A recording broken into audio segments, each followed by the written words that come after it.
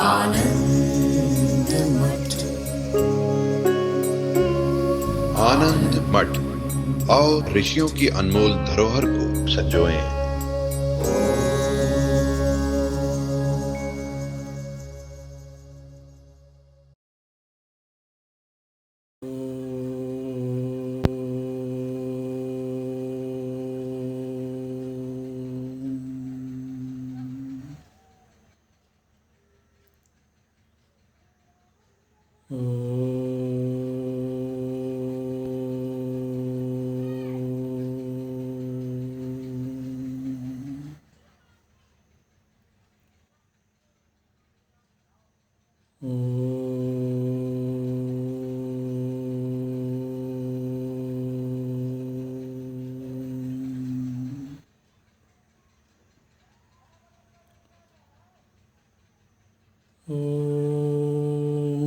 भद्रं कर्णेभिः शृणुयाम देवाः, भद्रं पश्येमाक्षभिर्यजत्राः, स्थिरैरङ्गैस्तुष्ट्वागुंसस्तनूभिः व्यशेम देवहितं यदायुः। स्वस्ति न इन्द्रो वृद्धस्रवाः, स्वस्ति नः पूषा विश्ववेदाः, स्वस्ति नस्तार्क्ष्यो अरिष्टनेमिः, स्वस्ति नो बृहस्पतिर्दधातु। ॐ शान्ति शान्ति शान्तिः।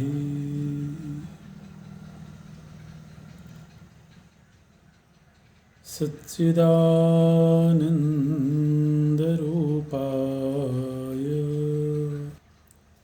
विश्वोत्पत्त्यादिहेतवे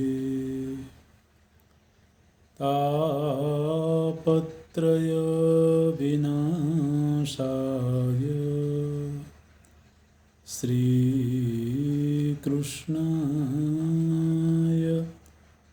वयं नमः। श्रीकृष्णाय वयं नमः। नारायणं नमस्कृत्य नरं चैव नरोत्तमं, देवीं सरस्वतीं व्यासं ततो जयमुदीरयेत्।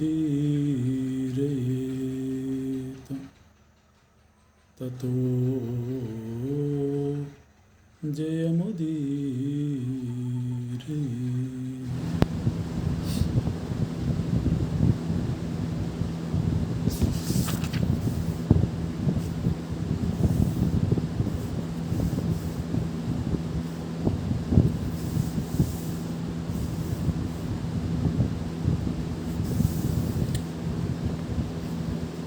महाभारत में भगवान शिव और माता पार्वती जी का एक संवाद है। बहुत ही सुंदर संवाद है यह, और इस संवाद में एक तात्विक चर्चा हुई है। प्रश्नोत्तर की शैली में यह संवाद है। माता पार्वती जी भगवान शिव से प्रश्न करती हैं और शिव जी उसका उत्तर देते हैं। छोटे छोटे प्रश्न हैं और उनका संक्षेप में ही उत्तर दिया गया है।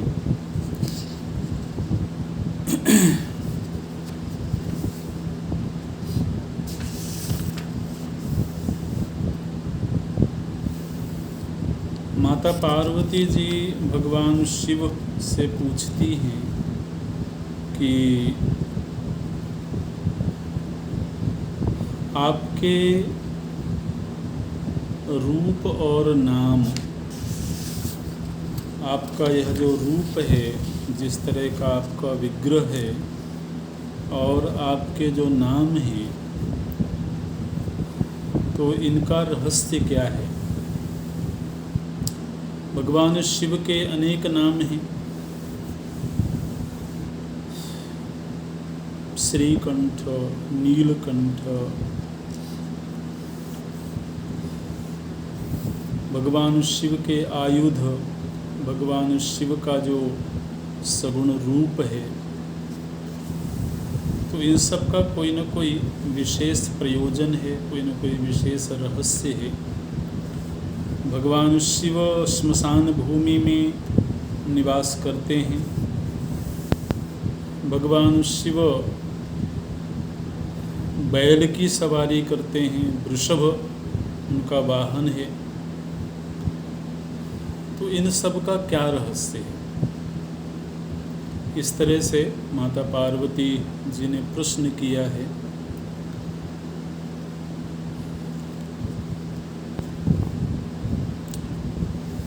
एक प्रश्न माता पार्वती जी ने किया कि भगवान, ये आपका कंठ नील वर्ण है, तो आपका यह कंठ नीला क्यों है। उस नील वर्ण की वजह से ही भगवान शिव का एक नाम नीलकंठ है। तो उसके दो रहस्य बताते हैं। एक तो बोले कि एक बार देवराज इंद्र ने मेरे ऊपर वज्र का प्रहार किया था। मेरी स्त्री को प्राप्त करने की इच्छा से देवराज इंद्र ने मेरे ऊपर वज्र का प्रहार किया, और वह वज्र मेरे कंठ को लगा था, कंठ को दग्ध कर दिया था। तो तभी से कंठ नीला हो गया, और उस समय पर मेरा नाम हुआ श्रीकंठ। भगवान शिव का एक नाम श्रीकंठ है। इसी तरह से एक प्रसंग जो प्रायः सभी लोग जानते ही हैं, जिस समय पर समुद्र मंथन हुआ और समुद्र मंथन से जब विष निकला, तो भगवान शिव ने उस विष का पान किया, तो उसकी वजह से भी कंठ नीला हो गया था। कंठ में ही उस विकराल विष को भगवान शिव ने रोक लिया था, तो उससे कंठ नीला पड़ गया। तब से भगवान शिव का नाम हुआ नीलकंठ।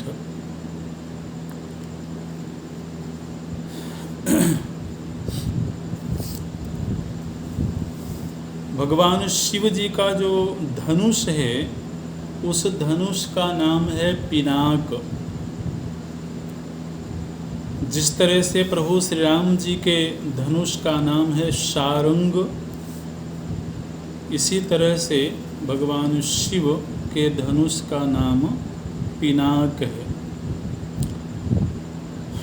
तो इसका क्या रहस्य है। तो बोले कि ब्रह्मा जी एक बार एक मुनि की तपस्या से प्रसन्न होकर के उसको वर देने के लिए गए। एक मुनि थे, दीर्घ काल से तपस्या कर रहे थे और बड़ी घोर तपश्चर्या कर रहे थे। उनको वरदान देने के लिए जब ब्रह्मा जी उस मुनि के पास में गए, तो वहाँ उन्होंने देखा कि एक बांस है, वहाँ पर बहुत विशालकाय एक बांस था। तो भगवान ब्रह्मा जी के मन में ये इच्छा हुई कि इस बांस के धनुष बनाई जाए। तो फिर ब्रह्मा जी ने उस बांस से 2 धनुष बनाए, जिनमें से एक धनुष भगवान विष्णु को प्रदान की गई, उसको शारंग बोलते हैं, और दूसरी धनुष मुझे दी गई, जिसको पिनाक कहते हैं। और 2 धनुष बनाने के बाद भी उस बांस का कुछ भाग शेष रह गया था, तो उससे फिर तीसरी धनुष बनाई गई और उस धनुष का नाम रखा गया गांडीव। वह गांडीव धनुष सोम को, चंद्रमा को प्रदान कर दी गई थी। चंद्रमा से वरुण को प्राप्त हुई और वरुण से फिर अर्जुन को प्राप्त हुई थी। तो इस तरह से ये धनुषों के बनने का रहस्य है। इसी तरह से माता पार्वती जी ने पूछा कि दुनिया में तो इतने सुंदर सुंदर वाहन हैं, फिर आप वृषभ को ही अपने वाहन के रूप में क्यों प्रयोग करते हैं? वृषभ की ही सवारी क्यों करते हैं?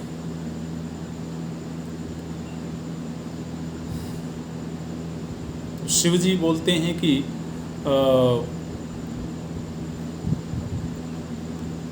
एक बार ब्रह्मा जी के द्वारा सुरभि गाय का निर्माण किया गया।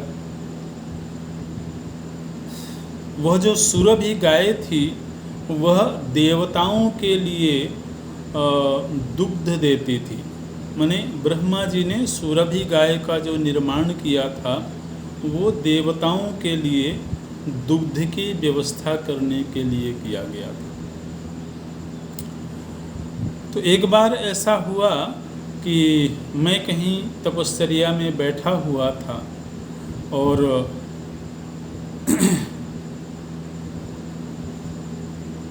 उस समय पर वह गाय अपने बछड़े को दूध पिला रही थी। कुछ ऐसा संयोग हुआ कि उस बछड़े के मुख से निकला हुआ जो फेन था वो मेरे शरीर में पड़ गया। तो इससे मेरे मन में थोड़ा क्रोध आया, रोष आया, और मैंने थोड़ा सा रोष भरी दृष्टि से जब गाय को देखा तो गाय चितकबरी हो गई। पहले वह श्वेत थी, फिर वह चितकबरी हो गई। तो इसलिए अनेक रंग की गायें फिर उत्पन्न होने लगी। और उस समय मेरे रोष को देख करके ब्रह्मा जी ने मेरे वाहन के रूप में मुझे वृषभ प्रदान किया।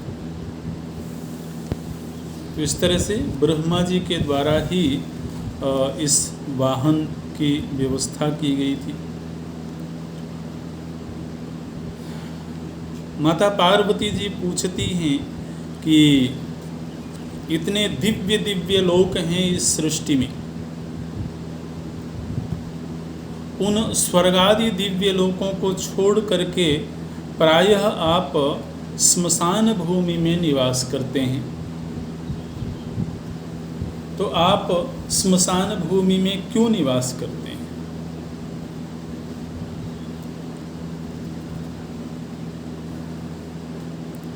भगवान शिव बोले कि मैं अपने निवास के लिए पवित्र स्थान ढूंढने के लिए पृथ्वी पर विचरण कर रहा था।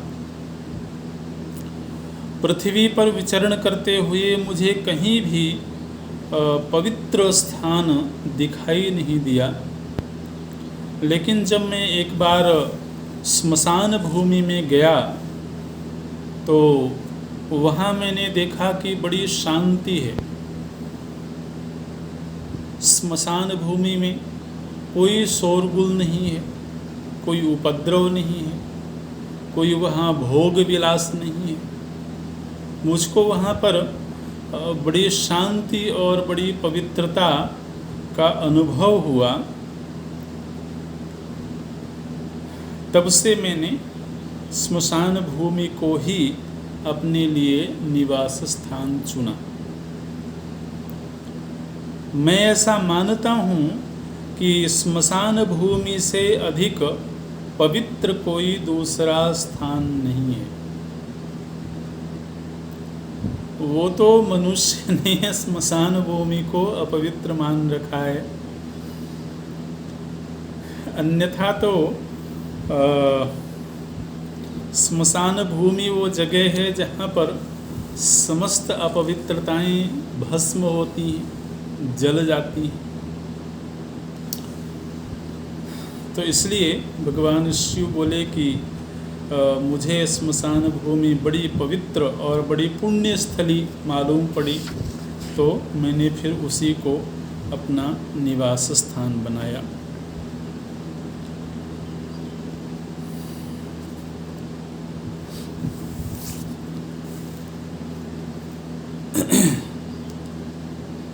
माता पार्वती जी पूछती हैं कि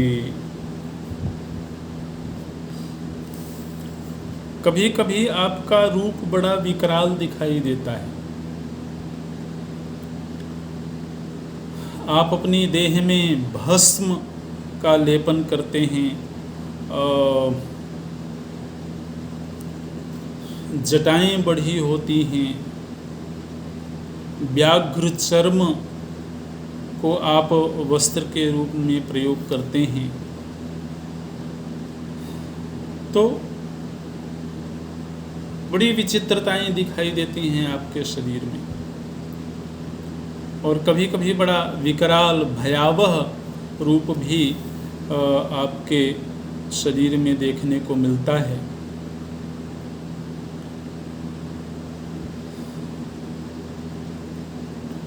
इसका रहस्य क्या है? भगवान शिव बोलते हैं कि इस सृष्टि में जितने भी पदार्थ हैं, प्रत्येक पदार्थ दो भागों में विभक्त हैं। एक भाग शीत है और दूसरा भाग उष्ण है। उष्ण और शीत, इन दो गुणों की प्रधानता से ही दुनिया में सारी वस्तुएं हैं। अग्नि और सोम, उष्ण और शीत को दैवीय भाषा में बोल सकते हैं, अग्नि और सोम। तो कुछ वस्तुएं अग्नि की प्रधानता से हैं, माने तेजस्वी दिखाई देती हैं, उग्र दिखाई देती हैं, और कुछ शांत सौम्य शीतल दिखाई देती हैं।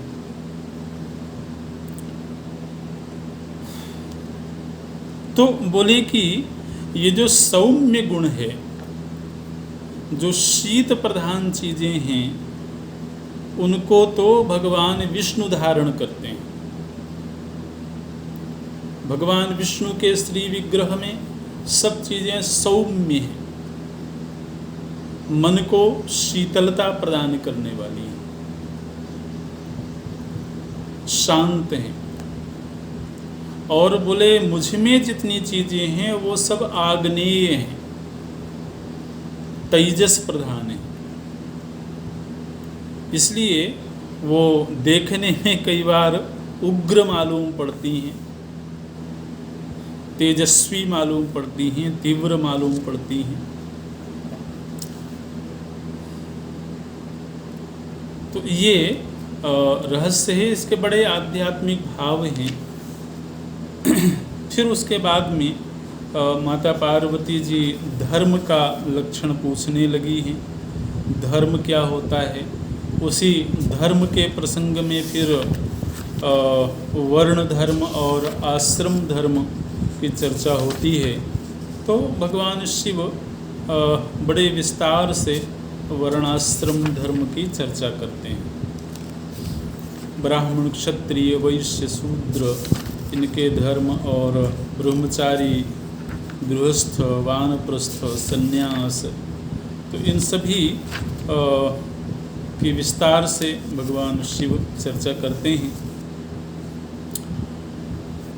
एक चर्चा यहाँ पर विशेष रूप से पढ़ने लायक है। माता पार्वती जी ने एक प्रश्न किया था कि यदि कोई शूद्र योनि में है तो क्या वह कुछ ऐसी साधना करे, कोई ऐसा कर्म करे जिससे कि वह आगामी जन्म में, अगले जन्म में ब्राह्मणत्व को प्राप्त हो जाए।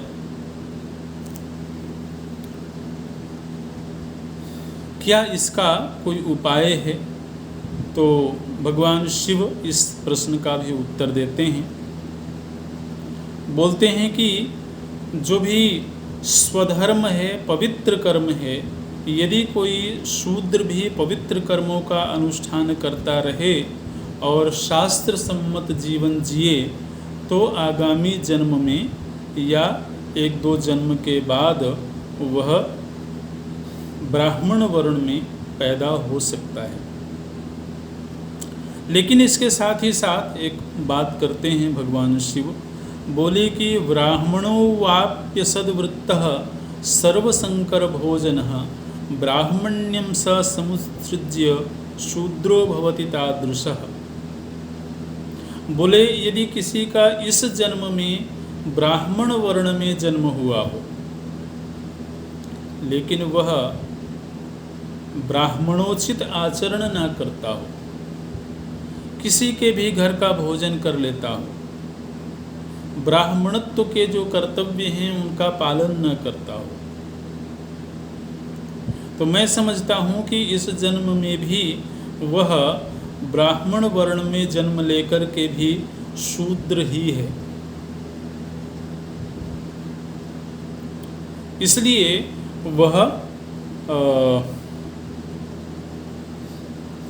ब्राह्मण को जो सम्मान मिलना चाहिए उस सम्मान को प्राप्त करने का अधिकारी नहीं है।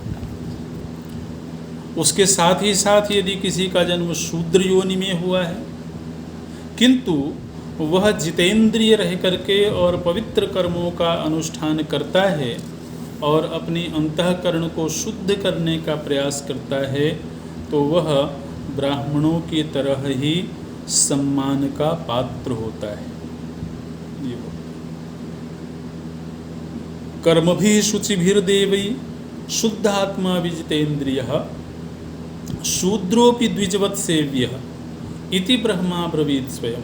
ब्रह्मा जी ने स्वयं ये बात कही है कि वह शूद्र भी सम्माननीय हो जाता है यदि वह संयमी हो, जितेंद्रिय हो, पवित्र कर्मों का अनुष्ठान करता हो और ऐसा करने से उसका अंतःकरण शुद्ध हो गया हो।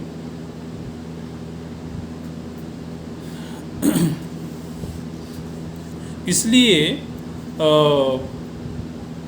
ब्राह्मणत्व का प्रधान हेतु उसका आचरण है, उसका सदाचार है।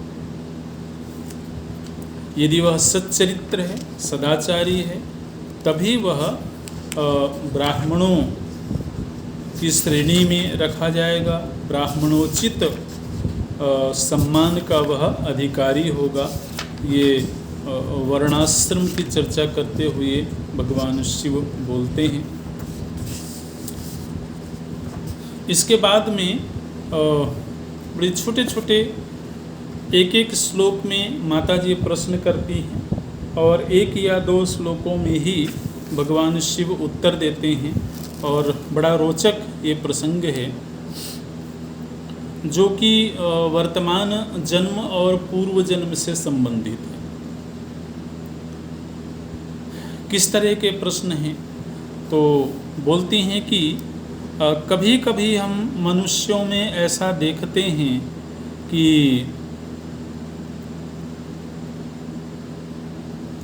कोई मनुष्य ऐसे हैं जो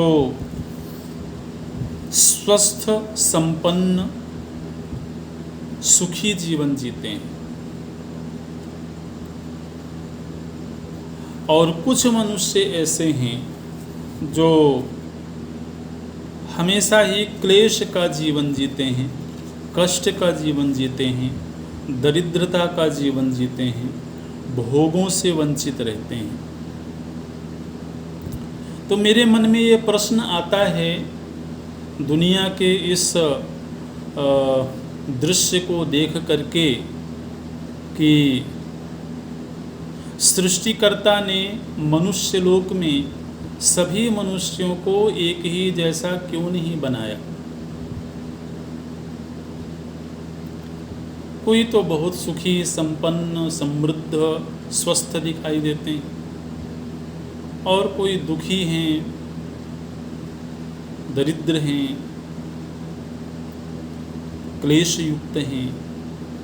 तो किमर्थम मानुषे लोके न समत्वेन कल्पिताः, इस मनुष्य लोक में सभी को एक ही जैसा क्यों नहीं बनाया गया। ये प्रश्न मेरे मन को बड़ा आंदोलित करता है। एतत् श्रोतुं महादेव कौतूहलमतीव में। भगवान शिव बोलते हैं कि असल में इस विषमता का प्रयोजन, इस विषमता का हेतु सृष्टिकर्ता नहीं है, बल्कि इस विषमता का हेतु जीवों के अपने किए हुए कर्म हैं। यादृशं कुरुते कर्म तादृशं फलमश्नुते, स्वकृतस्य फलं भुंक्ते नान्यस्तद् भोक्तुमर्हति। बोले कि यादृशं कुरुते कर्म, जिसने जिस प्रकार का कर्म किया है, शुभ कर्म किया है, तो निश्चित रूप से आगामी जीवन में वह सुखी, समृद्ध, स्वस्थ होगा। और यदि किसी ने बुरा कर्म किया है, पाप कर्म किया है, तो वह क्लेश युक्त होगा, दरिद्र होगा। तो यह तादृशं फलमश्नुते, उसी प्रकार का फल मनुष्य लोक प्राप्त करता है। अच्छा, माता जी प्रश्न करती हैं कि मनुष्य लोक में ही हम देखते हैं कि कुछ लोग होते हैं जो धन धान्य से संपन्न होते हैं, लेकिन उनके पास में भोग का प्राचुर्य होने पर भी वो सुखी नहीं दिखाई देते।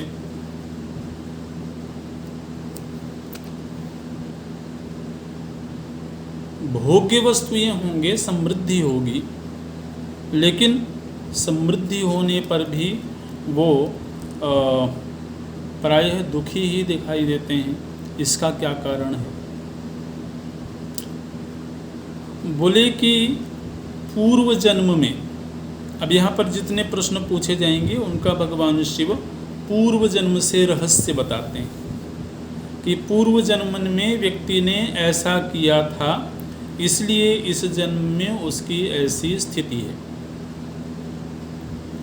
तो वो व्यक्ति जो इस जीवन में समृद्ध तो दिखाई देता है, लेकिन वह दुखी है, उसका हेतु क्या है? बोले जिस व्यक्ति ने पूर्व जन्म में दूसरों से प्रेरित होकर के धर्म करता रहा,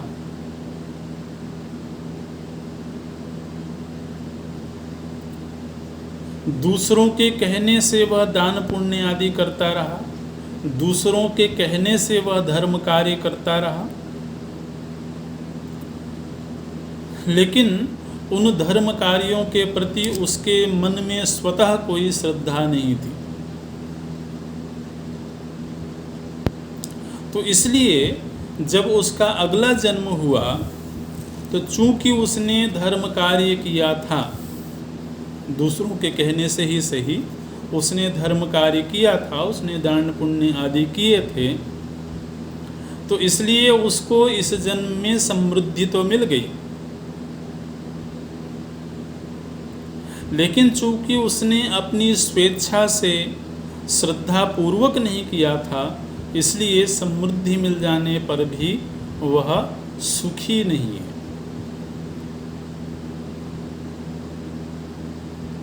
ये संगति लगाते हैं। फिर प्रश्न करती हैं माता जी, केचित धन वियुक्ताश्च भोग युक्ता महेश्वर। इसी जीवन में कुछ लोग ऐसे दिखाई देते हैं जो यूं तो धनहीन हैं, लेकिन फिर भी वो प्रसन्न मालूम पड़ते हैं। समृद्धि नहीं होगी, विपन्नता होगी, लेकिन फिर भी ऐसा लगता है जैसे वो सुखी हैं, आनंद में हैं। इसका हेतु क्या है?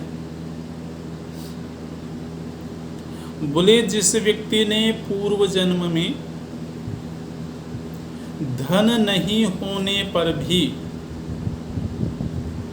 हमेशा दान करने की इच्छा रखता था, दान के प्रति श्रद्धा वृत्ति थी, बहुत ज़्यादा धन नहीं होने की वजह से वह दान नहीं कर पाता था, लेकिन फिर भी उसके मन में ये इच्छा होती थी कि मैं दान करूं, मैं धर्म कार्य करूं।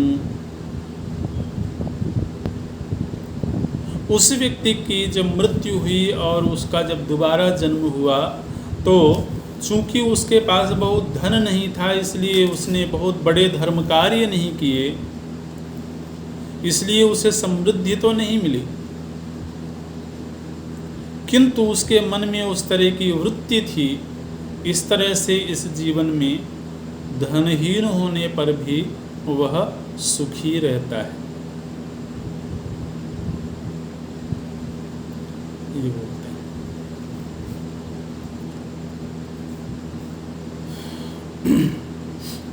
फिर माता पार्वती जी पूछती हैं, बोलती हैं कि भगवान, इस मनुष्य जीवन में 3 तरह के लोग दिखाई देते हैं। कुछ लोग ऐसे हैं जो बहुत ज़्यादा मेहनत नहीं करते हैं, बहुत ज़्यादा पुरुषार्थ नहीं करते हैं, लेकिन फिर भी उनको ऐश्वर्य सुलभ है, चाहे वह वंश परंपरा से ऐश्वर्य आया हो या जो भी उसका हेतु रहा हो, बिना पुरुषार्थ किए, बिना मेहनत किए हुए भी उनके पास में भोगों का प्राचुर्य होता है। एक तो ऐसी श्रेणी है। फिर दूसरे वो लोग हैं जो पुरुषार्थ करते हैं और पुरुषार्थ से ऐश्वर्य को प्राप्त करते हैं। तीसरे वो लोग हैं, बोले, जो पुरुषार्थ करते हैं लेकिन पुरुषार्थ करने पर भी बहुत ज़्यादा समृद्धि प्राप्त नहीं कर पाते। ये 3 श्रेणियां दिखाई देती हैं। एक वो है जो पुरुषार्थ नहीं करते हुए भी समृद्ध हैं, दूसरे वो हैं जो पुरुषार्थ करते हैं और उससे समृद्ध हो जाते हैं, और तीसरे वो हैं जो पुरुषार्थ तो करते हैं लेकिन समृद्ध नहीं हो पाते हैं। इसका रहस्य क्या है?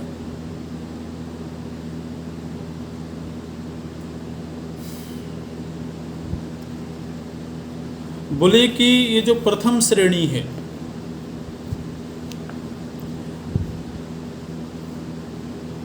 वो ऐसे व्यक्ति की है जो पुरुषार्थ तो नहीं करता है लेकिन फिर भी उसके पास में भोग है, उसके पास में समृद्धि है। वो ऐसा व्यक्ति है जिसने पूर्व जन्म में योग्य व्यक्ति को दान तो करता था, लेकिन दान करके वो जताता नहीं था। वो किसी का कल्याण करता था, किसी का हित करता था, किसी को दान करता था, लेकिन छिप करके करता था।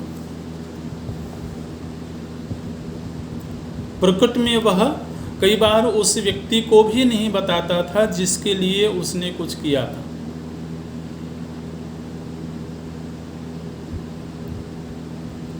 तो जिसने इस प्रकार से पूर्व जन्म में जीवन जिया था, उसके उस गुप्त दान की वजह से अप्रकट धर्म दान की वजह से उसको इस जीवन में समृद्धि प्राप्त हो गई। हालांकि वह कुछ भी पुरुषार्थ करता हुआ नहीं दिखता है।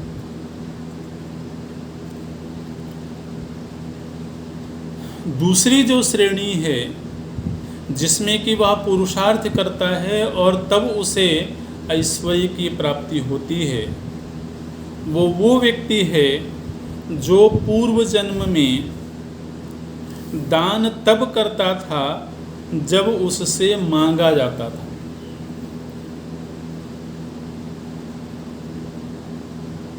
तो मांगने पर वह दान करता था, तो और जब जब मांगा जाता था तब तब वो ऐसा करता था।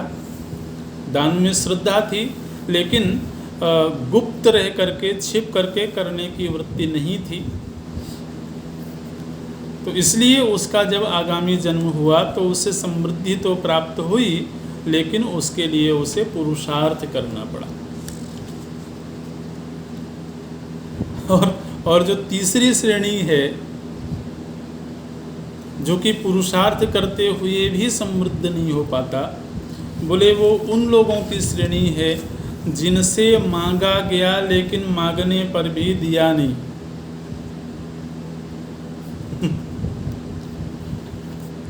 हालांकि वो दे सकते थे, समृद्ध थे, सक्षम थे, लेकिन सक्षम होने पर भी उन्होंने किसी का उपकार नहीं किया, किसी का हित नहीं किया। इसलिए इस जन्म में उनको मेहनत करने पर भी, पुरुषार्थ करने पर भी भोग की प्राप्ति नहीं हो पाती है।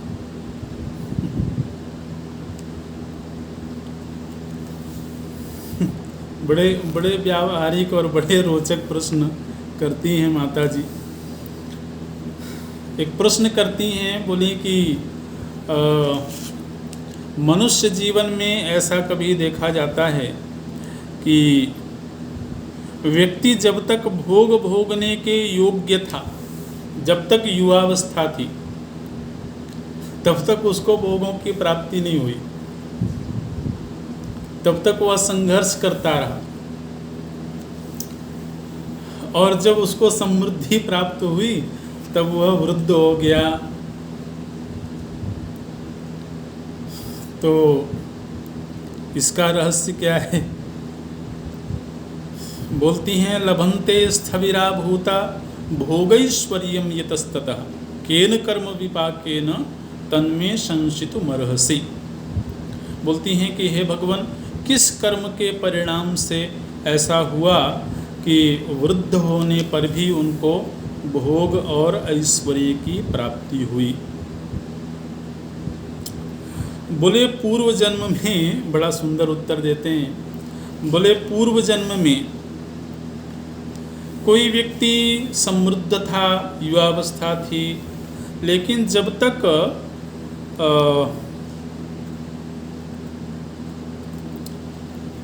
युवावस्था थी, जब तक उसके पास में शक्ति थी, सामर्थ्य थी, तब तक उसने कोई दान पुण्य आदि के कार्य नहीं किए।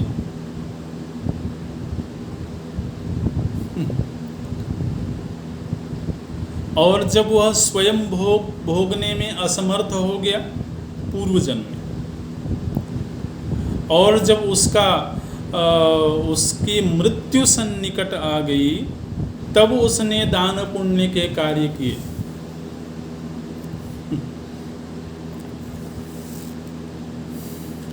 जब उसकी वृद्धावस्था हो गई, जब वह मृत्यु के करीब पहुंच गया, तब उसने दान पुण्य आदि धर्म के कार्य किए, इसलिए इस जन्म में उसको युवावस्था में तो भोगों की प्राप्ति नहीं होती है, लेकिन वृद्धावस्था आ जाने पर अथवा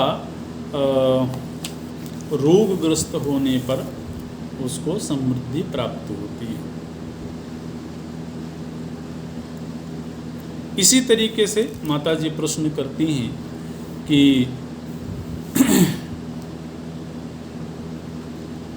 कभी कभी ऐसा देखा जाता है कि व्यक्ति है तो युवावस्था में, लेकिन युवावस्था में होने पर भी वह रोगों से ग्रस्त हो गया, कोई असाध्य रोग हो गया, इसलिए समृद्धि होने पर भी वह उस समृद्धि का उपभोग नहीं कर सकता है, क्योंकि वह रोगों से ग्रस्त है।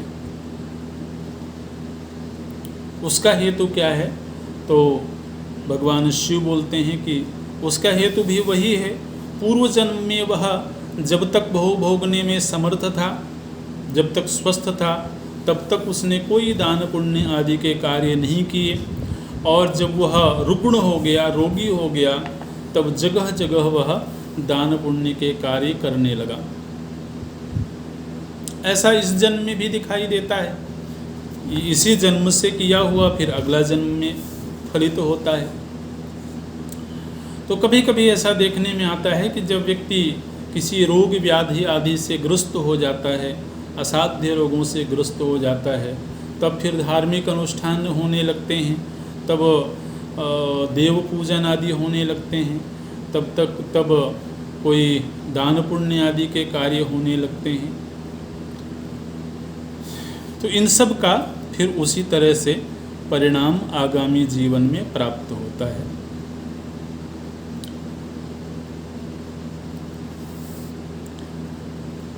माता जी पूछती हैं, कोई मनुष्य ऐसे दिखाई देते हैं जो शरीर से ही बड़े खूबसूरत होते हैं, उनके स्वभाव में भी बड़ा शुभ लक्षण होता है, और दूसरों को वो बड़े प्रिय लगते हैं।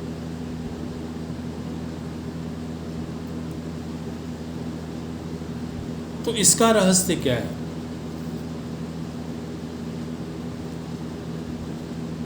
बोले कि ऐसा जीवन उनको प्राप्त होता है जो लोग पूर्व जन्म में सुंदर और समर्थ होकर के भी लोगों से लज्जा युक्त व्यवहार करते थे, प्रिय वचन बोलते थे, प्राणियों के प्रति दया का भाव रखते थे, मांस का भक्षण नहीं करते थे, धर्म कार्य के लिए वस्त्र आभूषण आदि का दान करते थे, भूमि को पवित्र रखते थे, अग्नि की पूजा करते थे। ऐसे जो जिन्होंने पूर्व जन्म जिया होता है, उन्हीं को आगामी जीवन में रूप सौंदर्य और मधुर स्वभाव, मनोहर चरित्र की प्राप्ति होती है।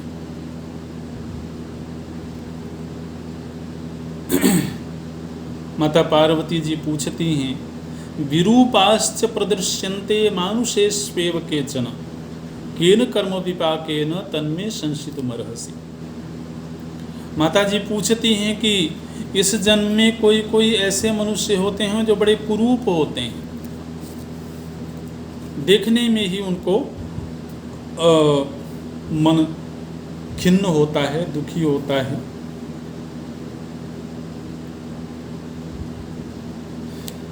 तो ऐसा किस कर्म से हुआ? भगवान शिव बोलते हैं कि पूर्व जन्म में जो व्यक्ति बहुत सुंदर था, सुरूप था, लेकिन उसको अपने सौंदर्य का अभिमान था, अपने सौंदर्य का अहंकार था, घमंड था, और अपने सौंदर्य के अहंकार में वह कुरूप मनुष्यों की हंसी उड़ाता था, कुरूप प्राणियों की निंदा करता था, उनकी उपेक्षा करता था, दूसरों को सताता था, मांस भक्षण करता था, पराया दोष देखता था, सुंदर होने पर भी आचरण में अशुद्धि थी, ऐसा मनुष्य जब शरीर त्याग करके आगामी जीवन प्राप्त करता है तब वह जन्म से ही कुरूप शरीर को प्राप्त करता है।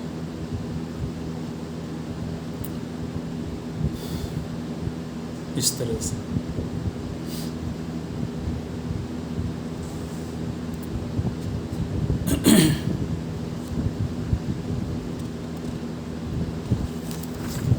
फिर सौभाग्य और दुर्भाग्य के विषय में माता जी प्रश्न करती हैं। बोलती हैं कि इस मनुष्य जीवन में कोई ऐसे लोग दिखाई देते हैं जो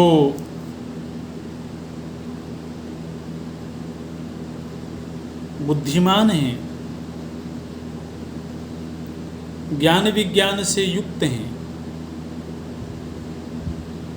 समझदार हैं, चिंतनशील हैं, लेकिन ऐसा होने पर भी वो दुर्गति में पड़े हुए दिखाई देते हैं।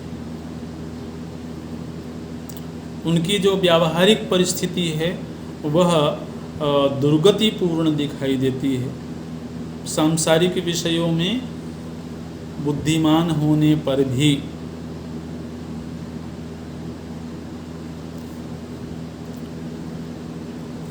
उसका कारण क्या है?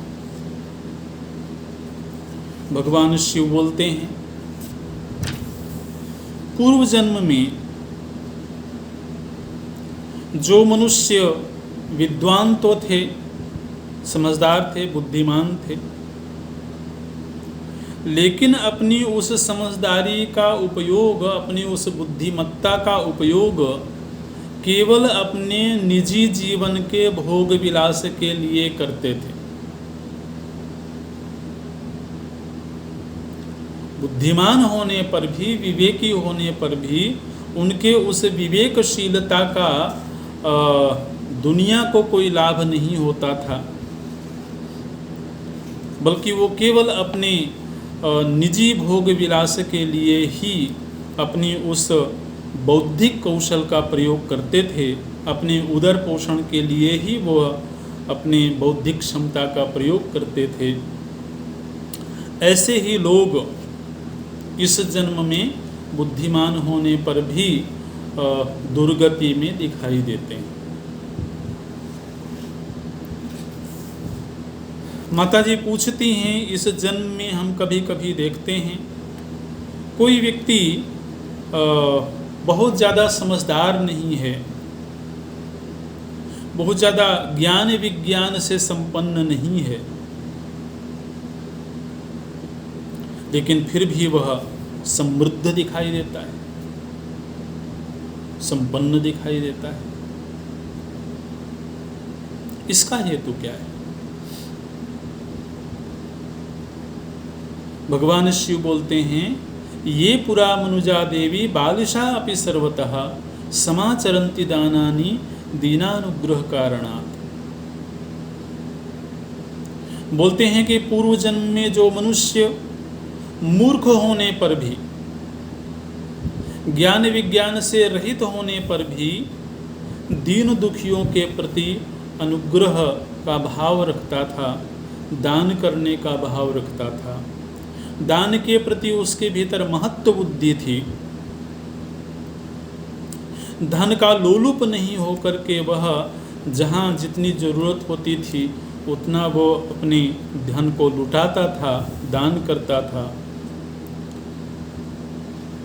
ऐसा मनुष्य आगामी जीवन में बुद्धिमान नहीं होने पर भी वह समृद्धि को प्राप्त करता है।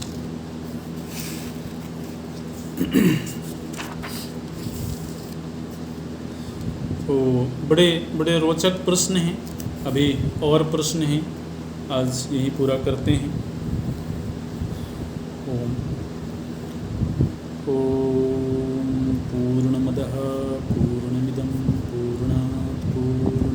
मुदच्यते पूर्णस्य पूर्णमादाय पूर्णमेवावशिष्यते।